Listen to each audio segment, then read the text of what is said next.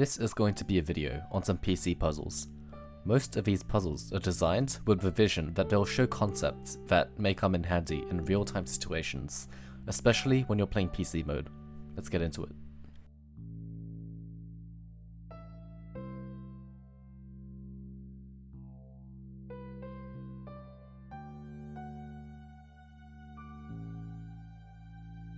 You'll have noticed that placing the S piece in the most obvious place doesn't work, so we'll need to think of a solution in a different order. You kinda know that an S piece has to fill in the space on the right, so what if we put the second S piece there instead?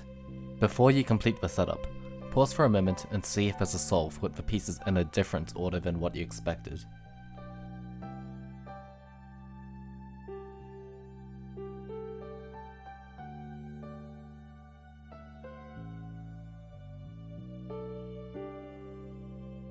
This is actually a completely normal solve for PCO with I held that a lot of people don't seem to know. This does require a 180 rotation to solve.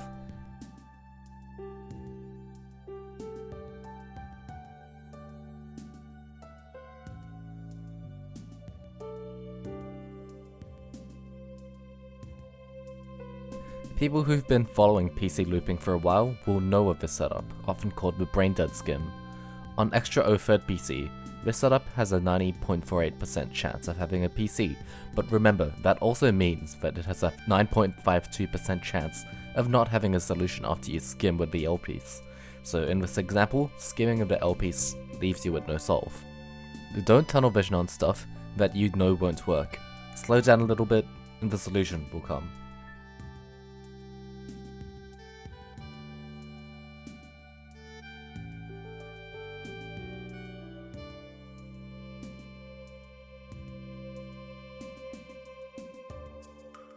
Before I get to the solution, this PC is going to showcase an important spin that more people should know.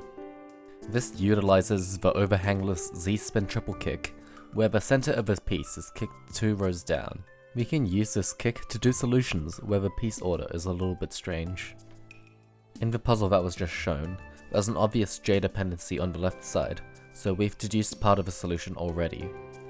This Z-spin kick that I just showed can be set up with an upwards facing T piece, and then this pattern becomes useful for some other PCs.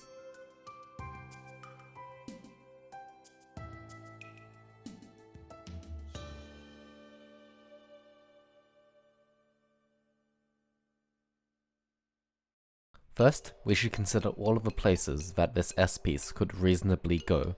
There's really only one place that makes sense, so we should make that placement first. When you've got an abundance of T, L, and J pieces, usually you can try split a solution into distinct boxes. In this case, the 3x4 on the left can be filled in with a J skim and then an L piece. The rest of this can be filled in a similar fashion to PCO, because any anti-PCO residue can be converted into PCO by tucking an S or Z piece in. Hence, here is the solution to the puzzle.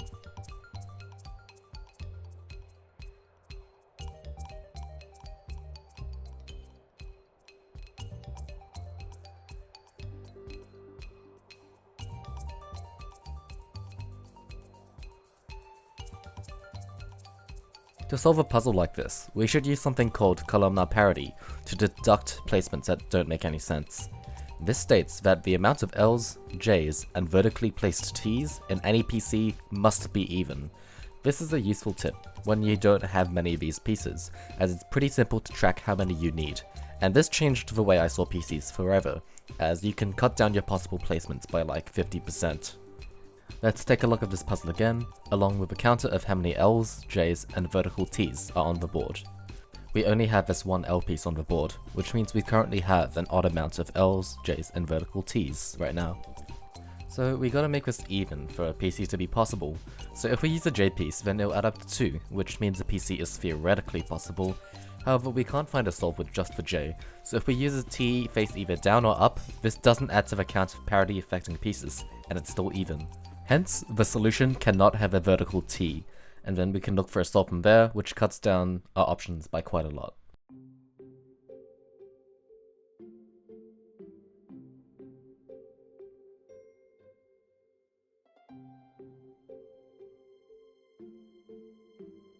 I put this puzzle in here because people trying to use a PC Finder with default settings will not be able to find a solve here. So did I give you guys an impossible puzzle? Well, no. You need to know some 180 tricks to get this one to work. Here's a more simple application of this 180 trick. Whenever you have this residue, which looks like you can clear it with an L and O piece, you actually have the option to spin in an L piece with 180, and then leave a gap for a Z spin. Here's an example where the spin is used with an actual setup and solution. Well, all this puzzle is just a more obscure application of the same L or J spin 180 trick.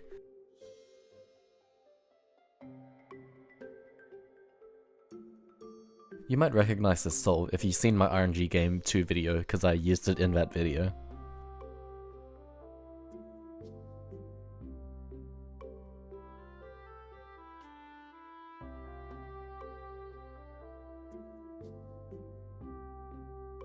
The columnar parity rule becomes useful again for this puzzle, as we'll need to know what direction this T piece is facing.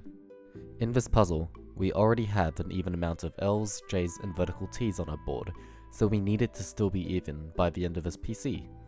Since we only have 2 parity affecting pieces in the queue, being this T and this J, we know that the T must be vertical, because otherwise we'd end up with an odd amount of L's, J's, and vertical T's. Now, this is a concept that I like to call filling corners. On top of this O piece on the left, think of what pieces we have that can readily fill the space above it. The only piece that can do this with the given queue is the I piece, so we can isolate an I piece being there as a logical placement. Knowing that the most likely place for the I piece is on top of the O piece, and that the T must be placed vertically, we can now look for the solution.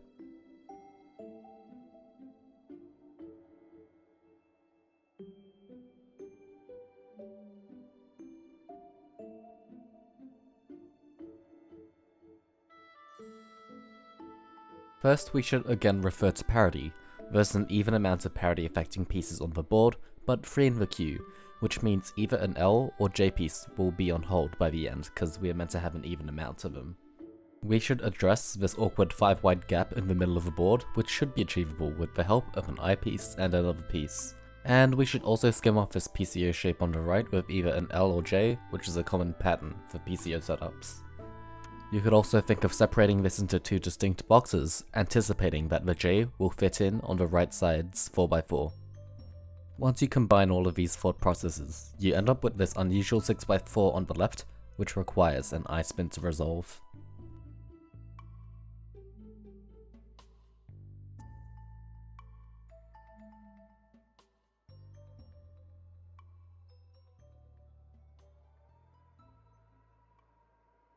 Though this puzzle does look daunting at first, with a little bit of creative thinking and application of previous concepts, the solution should come soon enough. Again, applying the columnar parity rule suggests that the T must either not be used or not be placed vertically, so like flat. We can also use the idea of filling in corners. On top of this O piece, the easiest way to fill in this space is with this combo of S and J. You can also use your ghost pieces to help you out. Hovering your pieces over where you think the piece could go may lead you to the solve. Here is the solution.